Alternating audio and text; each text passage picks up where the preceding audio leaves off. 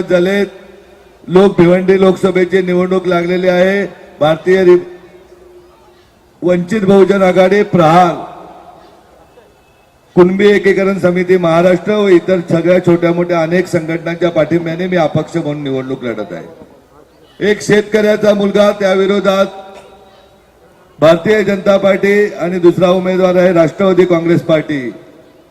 या दोन उमेदवाराविरुद्ध माझ्यासोबत असलेले ज्या समविचारी महाराष्ट्रातील अनेक संघटना, अनेक जिल्ह्यातून आलेले आमचे पदाधिकारी, आमचे शेतकरी बांधव व इतर सर्व समाजाचे, विदर्भ राहू दे, मराठवाडा राहू दे, उत्तर महाराष्ट्र राहू दे, पश्चिम महाराष्ट्रातून आलेले हजारोच्या संख्येने सर्व पदाधिकारी यांच्या ताकदीने मी निवडणूक लढत आहे।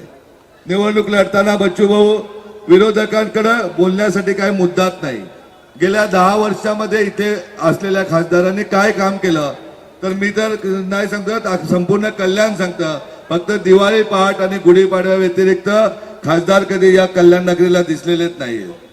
दुसरा उमेदवार आहे बाळ्या मामा, तो फक्त निवडणुकीचा फॉर्म भरायला 2014ला दिसले होते, त्यानंतर 2019ला फॉर्म भरतो म्हणून सांगितलं होतं आणि आता 2024ला निवडणूक व्हायच्या अगोदर 3 महिने आधी शिंदे साहेबांकडनं परत ते राष्ट्रवादी काँग्रेस पार्टीमध्ये आले आणि त्यांनी फॉर्म भरून त्यांनी चालू केला।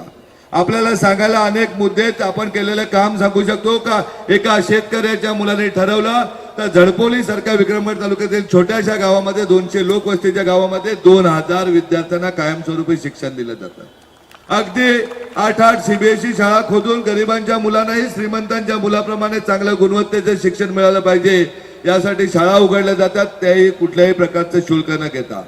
देशाची शैक्षणिक व्यवस्था सुधारण्यापेक्षा आपल्यापासून सुरुवात केली का? शेतकऱ्यांची, शेतमजुरांची, गोरगरिबांची मुलं डॉक्टर झाले पाहिजेत, IITला जाऊन इंजिनियर झाले पाहिजेत, ज्युडिशियलला जाऊन जज झाले पाहिजेत, CA झाले पाहिजेत, स्पर्धा परीक्षेचं फाउंडेशन करून स्पर्धा परीक्षेमध्ये मोठे अधिकारी झाले पाहिजेत। यासाठी बच्चू भाऊ देशातला पहिला प्रयोग करतो। इयत्ता 9वी पासून क्लासेसची सुरुवात केलेली। अगदी त्यासाठी आपल्या सर्व उद्योगधंदे जरी गुजरातला जातात अशा प्रकारे ओरड असली तरी गुजरातच्या अहमदाबादवरून IIT टीचर आपण झडपोलीला आणलेले का? आपल्याला आपल्या मुलांना चांगलं गुणवत्तेचं शिक्षण दिलं पाहिजे।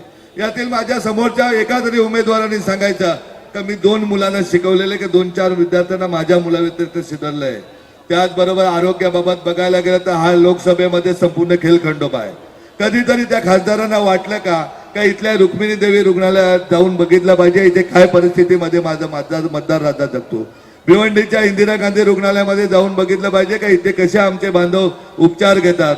कुठल्याही प्रकारची त्यांच्याकडून नाही समाजाला अपेक्षा, नाही त्यांनी कुठल्याही गोष्टी केल्या। परंतु तुमच्या समोर बोलणारा जो उमेदवार, आपला उमेदवार आहे, त्यांनी 130 खाटाचं रुग्णालय उभं केले, तेही कुठल्याही प्रकारचं शुल्क न घेता। आज कल्याण ठाण्यात नाही हजारोच्या संख्येने रुग्ण झडपोलीला उपचारासाठी येतात आणि आपलं रुग्णालय समजून बरं होऊन जातात। एक काम आहे तुमच्या समोरच्या उमेदवाराचं। आपली मुलं तर कोणीही शिकवतं, कोणीही अधिकारी करतो, परंतु गोरगरिबाचा मुलगा शिकून चांगला स्पर्धा परीक्षेतून अधिकारी झाला पाहिजे यासाठी अगदी तलासरी मोखाड्यापासून सावंतवाडीपर्यंत संपूर्ण कोकणभर 4500 अभ्यासिकांचं जाळं आपण निर्माण केलेले। ज्याला अगदी आई वडील नसलेल्या विद्यार्थी स्वप्नील माने सारखा मुलगा आपल्याकडे येतो, त्यालाही उद्या इंजिनिअरिंग नंतर स्पर्धा परीक्षा घ्यायची असते, त्या विद्यार्थ्याच्या पाठीमागे एक कुटुंब म्हणून जिजाऊ उभे राहते। 2 वर्षानंतर तो UPSC क्रॅक करतो, आज एक IPS ऑफिसर म्हणून पश्चिम बंगालमध्ये नोकरी करतो। हे काम आपल्याला देतात। आपल्याला सांगायला गेलं तर बच्चू भाऊ कधीतरी ठाण्याहून जाताना मुंबईच्या बाजूला डाव्या हातावरती कचऱ्याचा ढीग दिसतो, त्या ढिगावरती आपणही कधी भेट द्या। आपण सांगतो बालमजूर थांबले पाहिजे, त्या ढिगावरती अगदी 8-8, 10-10 वर्षाची मुलंही कचऱ्यावरती काम करत असतात, आई वडील नसतात। त्याच कचऱ्याच्या ढिगावरती आपण शाळा चालू केली। तिथे दीपाली नावाची एक मुलगी भेटली, जिला आई नव्हती, वडीलही तिथे जेलमध्ये होते, त्या मुलीला उचलून आपण घरी आणलं, तिथं 10वी शिक्षण घेतलं, 12वी घेतलं। आज ती मुलीला हॉटेल मॅनेजमेंट करून एका 5 स्टार हॉटेलमध्ये नोकरी दिली। हे काम आहे आपल्या जिजाऊचं। बंधूंनो भगिनींनो, तिसरी घटना तर तुम्ही ऐका। अशा 8000 विद्यार्थ्यांना आपण नोकऱ्या दिल्यात, परंतु तिसरी घटना ऐका, जिच्या पोटामध्ये 2.5 महिन्याचं बाळ असताना 19 वर्षाची मुलगी मोहिनी भारमल नावाची आदिवासी मुलगी असताना नवरा हार्ट अटॅकने मरण पावतो। मरण पावल्यानंतर तिचं अवसान केलं जातं। सासू तिला सांगते काय काळजी करू नको, मी तुझ्या पाठीशी आहे, आपण दोघी जणी मिळून त्या बाळाला सांभाळू। बाळ जन्माला येतं, ठाण्याच्या वागळे स्टेट भागामध्ये सासू आणि ती दोघी जणी आळीपाळीने धुणी बांधण्याचं काम करत असतात। अशाच वेळेस त्यांना जिजाऊ भेटते. जिजाऊचा आधार भेटल्यानंतर त्या 7 ते 8 हजार रुपये कमावून जगत असतात तिघ जण. त्याला 15,000 रुपये आपण अभ्यास करण्याचे दिले बच्चू भाऊ. आणि मागच्या वर्षी 109 विद्यार्थी मुंबई महानगरपालिकेमध्ये अग्निशमन द्यायला लागले, त्यामध्ये ती मोहिनी बारबाला लागली. हे काम आहे आपल्याकडे. असा कुठला गाव पडा, असं कुठलं नगर नाहीये का जिथे जिजाऊचा विद्यार्थी मिळत नाही, जिजाऊचा नोकरी लागलेला माणूस भेटत नाही. या कल्याण महानगरीमध्ये 25,000हून अधिक नागरिकांच्या आरोग्याची व्यवस्था जिजाऊने केलेली आहे. अगदी डोळ्याच्या शस्त्रक्रियेपासून डिलिव्हरी पासून कॅन्सर पर्यंतचे उपचार या कल्याण महानगरीमधून आलेल्या आपल्या बांधवांचे भगिनींचे केलेले आहेत. आज आपण बघायला गेलं तर समस्यांचा खूप मोठा बोजवार आहे. मी एकदा कल्याणमध्ये फिरत असताना जाहीरपणे सांगितलं होतं का अगदी आमचा जव्हार मोखाड्यातला आदिवासी भाग बरा, परंतु कल्याणमध्ये प्रचंड दुरावस्था आहे.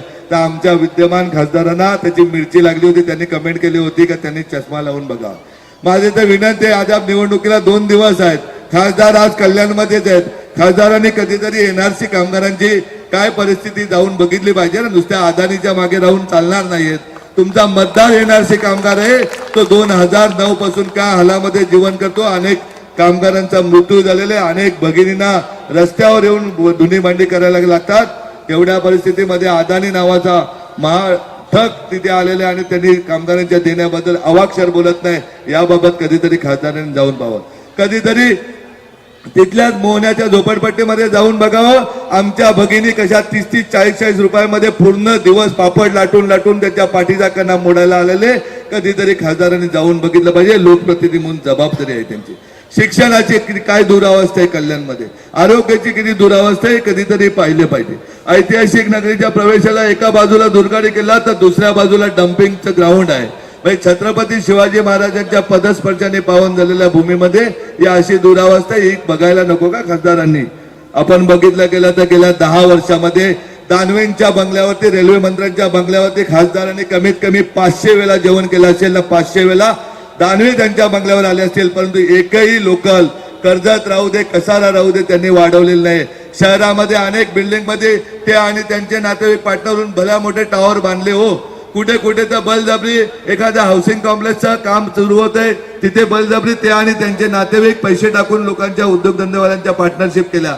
परंतु इथल्या जाणाऱ्या मायमाऊलींच्या प्रवाशांच्या हिताच्या दृष्टीने कधीतरी कल्याण केडीएमसीची बस व्यवस्था सुधारली का, कधीतरी एक तरी लोकल वाढवली का, ज्या लोकल मुलं या वाढणाऱ्या लोकसंख्येला कुठेतरी आसरा भेटला असं त्यांनी दाखवावं.